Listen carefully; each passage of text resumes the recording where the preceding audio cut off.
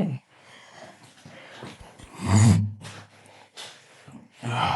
Think we'll make it. I hope so. I gotta take my glasses off, huh? Mm-hmm. Man, I ain't gonna be able to see. You said it's a picture. All of them are pictures. Oh, okay. Yeah. But I can't see now, so you're gonna have to read. Ain't gonna be my You gotta eyes. zoom in.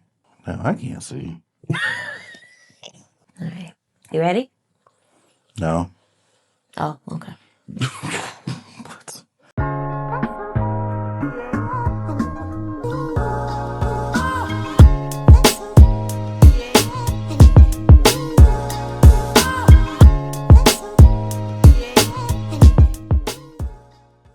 Hey everybody, welcome back to our channel. Hey everyone. We are here finally with our Q&A. You guys have been sending in a lot of great questions around our move to Portugal, why we chose Portugal. So we're gonna use this video to answer some of your questions. Yep, got it right here. Greg is gonna read off the questions because my glasses was given a glare. I can't see. I can't see either. Oh my gosh. Man, it's hard. We're worse and worse over here. Well, I'll make it work. Okay. What was going on employment-wise and child rearing-wise that factored into your decision to leave the USA? Oh, okay. So. Did I say that correctly? Yes. Okay. I feel like what factored into child rearing and employment wise, we wanted to make sure that we were giving Declan the opportunity to see more than just the US. We want him to be more cultured, understand that the world is enormous and it's bigger than just North Carolina and South Carolina, where we were from and where we were living. And just being able to give him this opportunity at such a young age was something that we really wanted to do. Oh, and employment-wise. Yes, employment-wise. Choosing Portugal, the cost of living is fairly affordable over here compared to the US. So making the move to Portugal, it wasn't much of a strain on us. And I mean, you only live once. So, you know, why not go ahead and make that leap? And that's what we did. Let's see. The next question that we have. Oh, yeah, we get that one a lot. Oh, yeah, we do. All right, so the next question we have is, what jobs are in Portugal? There's a lot of jobs in Portugal. If you're referring to what we are doing currently, we are content creators. We definitely took a leap of faith during this journey and bet on ourselves and bet on God. Amen. Amen. Jesus, love you, Jesus. And we felt as though we can be able to share our life and share our world with everyone who has followed us from the beginning. And so primarily we are content creators, and that's how we are able to support our living. And so all of the as you continue to watch our videos and support us and share and like and comment, it is truly amazing because it really helps us really grow our channel, grow our community, and really be able to connect with everyone around the world. Yeah. And Greg is also doing a little bit of consulting on the side, so that does help as well. But yeah, we're content creators and that's our job. Yeah. So I do part-time HR consulting. If y'all need some, need some consulting for HR, hit me up. But yeah, that's what I do part-time. But the main thing is us being content creators. Yep. I read that Portugal is good for retirees. I'm assuming that you both are young for that category. So what is the cost of living like for a young, thriving family? So what economic, financial level in Portugal would give you the same lifestyle or better in Portugal versus USA? Oh, that's a long one. That's a long one. Financially, cost of living is a little bit more affordable here compared to in the US. When you look at like certain expenses like housing, more affordable. When there comes to like exported goods, like things that we're looking at, like Cars, more expensive here in Portugal than back in the States. So it kind of balances out just depending on what it is that you're looking for. But for our rent, for childcare, schooling, education, that is more affordable compared to back at the States. But for larger things like cars, which aren't necessarily produced here in Portugal, those are more expensive. Yeah, and then also I want to preface this and say it depends on where you live. In Portugal, for example, so if you are in Lisbon or in Porto, those big, or even Algarve, those are highly populated and more city-like, and so you'll be paying city dollars. But if you go to kind of outskirts of those big cities, it's a little bit more, that's where the affordability kind of balances out for us. Congratulations on this move. Wishing you all the best on this new adventure. Can you tell us how all of this worked legally? Visa process, taxes, healthcare work? Do you guys work from home or something? Okay. All great questions. We've answered the job thing a little bit earlier, so we're not going to repeat that. But the process in us coming to Portugal, so we started off with a scouting trip. After that, we began our visa process. We ended up using a third-party company that helped us. They're a consultation company that helped us through that visa process. It is very detailed, all of the things that you have to check off, like having a Portuguese bank account, showing which visa it is that you wanted to apply for, showing that you already had residence, somewhere to live in the country before you got here. And all of these things you can do without going through a consultation company. It was just more easy. It was easier for us to have someone who does this for a living, and they helped us. So we ended up having to get like social security numbers, tax ID numbers, all of that before we could apply for our visas. Once we had all of our paperwork together, we made our visa appointment, submitted that, and then you wait to hear back from the Portuguese consulate, and they will either approve or deny you to make sure that you've met all the criteria to move over. They give you those visas and your passport. Once you get your passport back, you can then enter the country. And I know that I'm giving like the high level. Yeah, it's very high level. I was like, there's some more details in there, but simplest level of all, but it's a very detailed process. Because one of the main things in Portugal is they want to make sure that if you're coming into their country, that you already have your means of income. They don't want you taking jobs from the local Portuguese, pretty much. Anything you would add? Deanna did a great job summing it up, but I think there's a lot more detail into it. And I think one of the biggest things that I got away from this, and I will share with everyone else, is go through the process of knowing, do I really want to be in Portugal? Do I really love Portugal? Do I love the culture? Do I want to live this? It's not a fantasy world, right? There's always pros and cons to wherever you go, whatever you do in life. But to really go through this process, it was very sometimes daunting. I mean, for us to sell our house, our beautiful home, and sell everything, and to, live in a hotel for weeks, like it's a process that you have to go through, and there's so many stories of how it can be nerve-wracking, how it can be depressing at times as you go through this process, because you just don't know.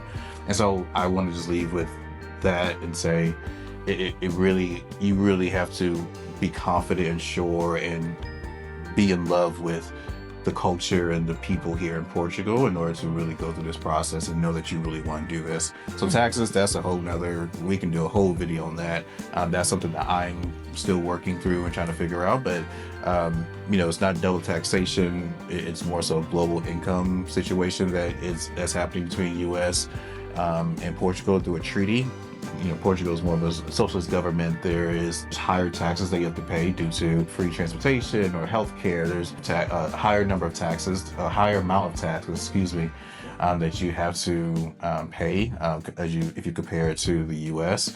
but it's still all worth it if you look at the grand scheme of things.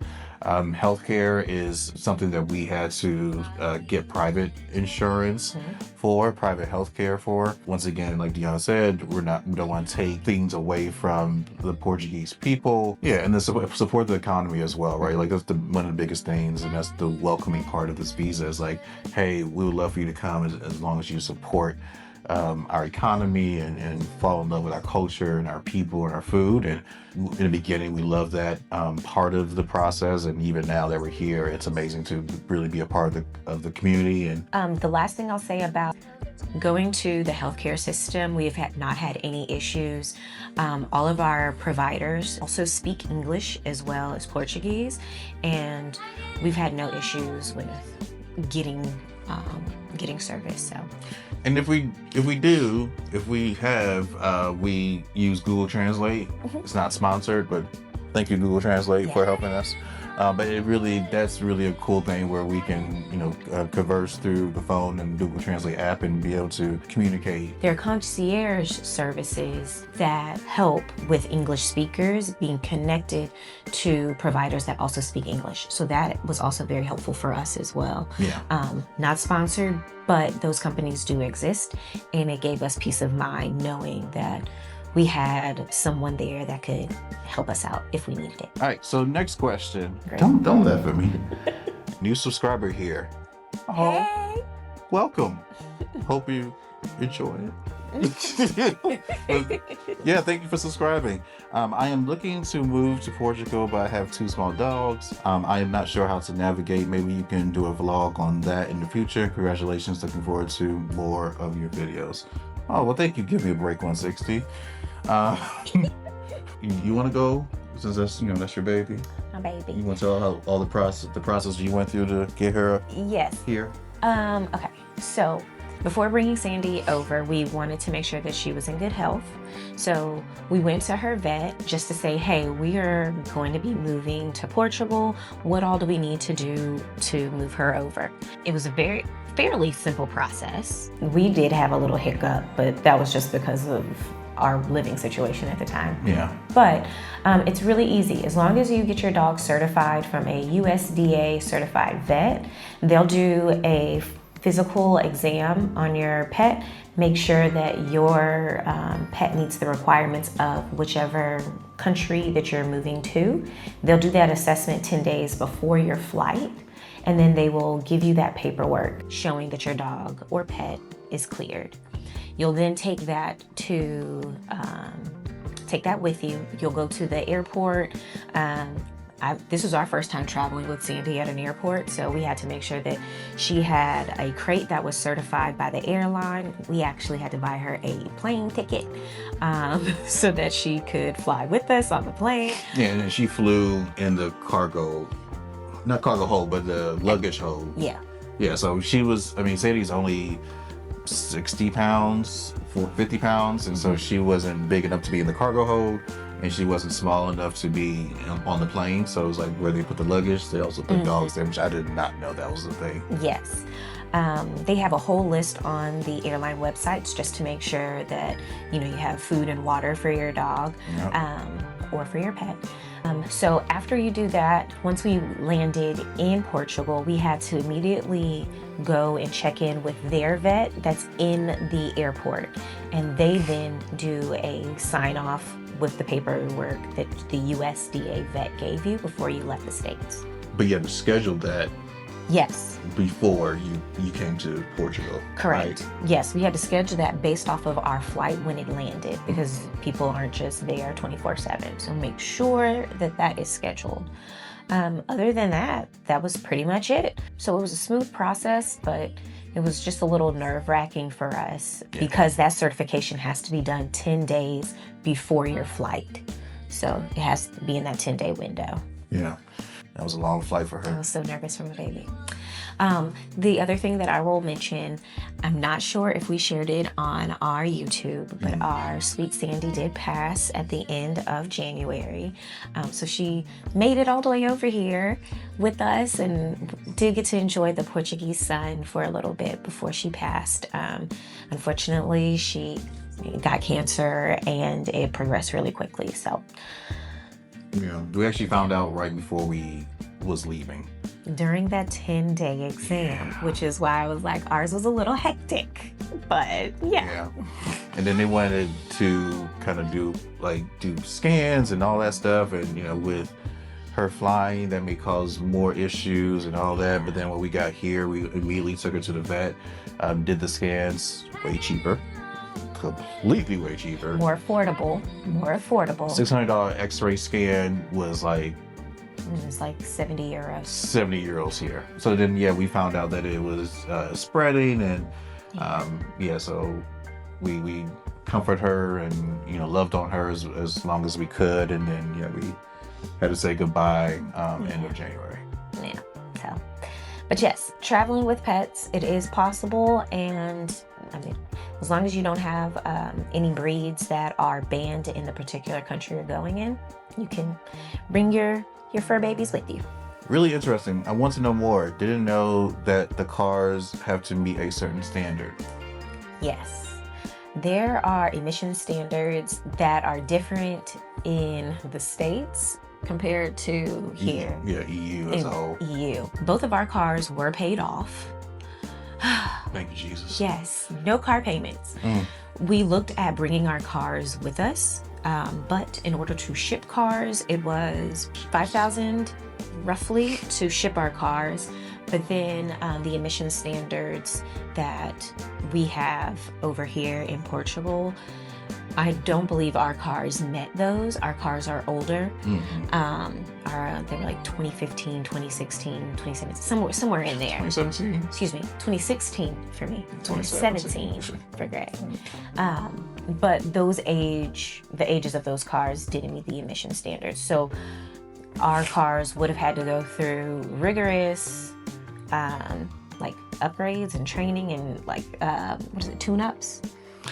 Yeah, tune-ups, and then also just to make sure it could possibly do that, but we have to do that beforehand. And then on top of that, there's additional taxes that you have to pay when you get here. So not just only the VAT taxes, which is about 23%, I think, but then also there's something else that you have to pay, I want to say on a yearly basis, annual basis, because you have because you transported a car into Portugal.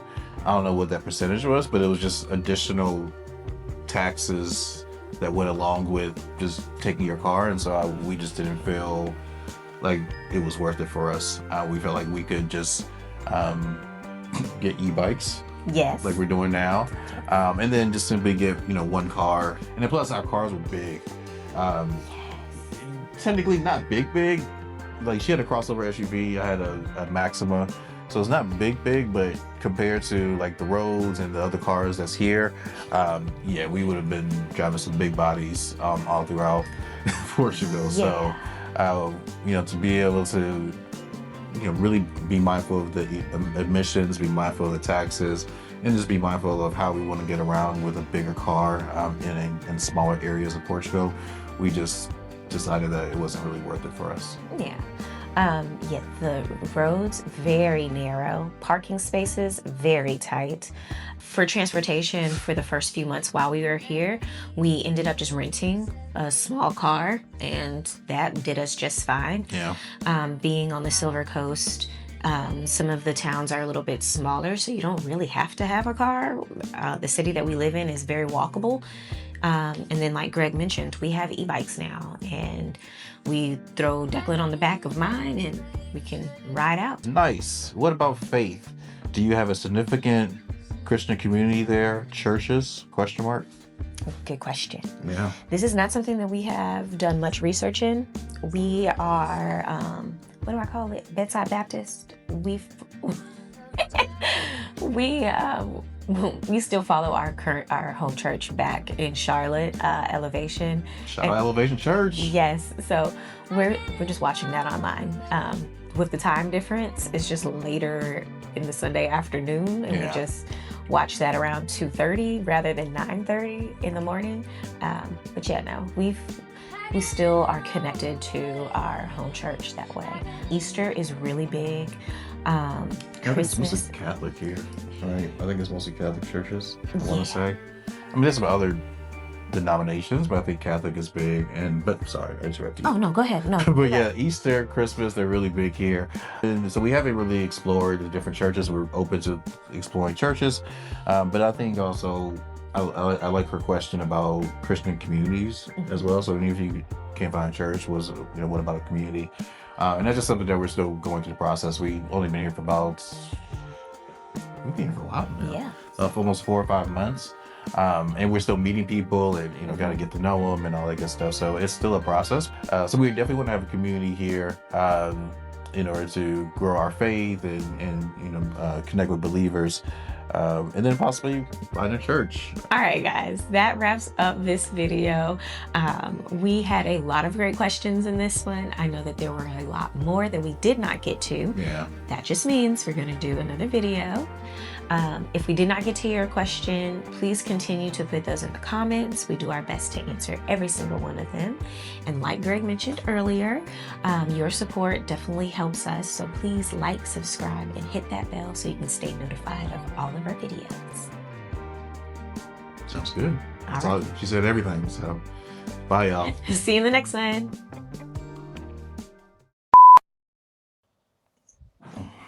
All right.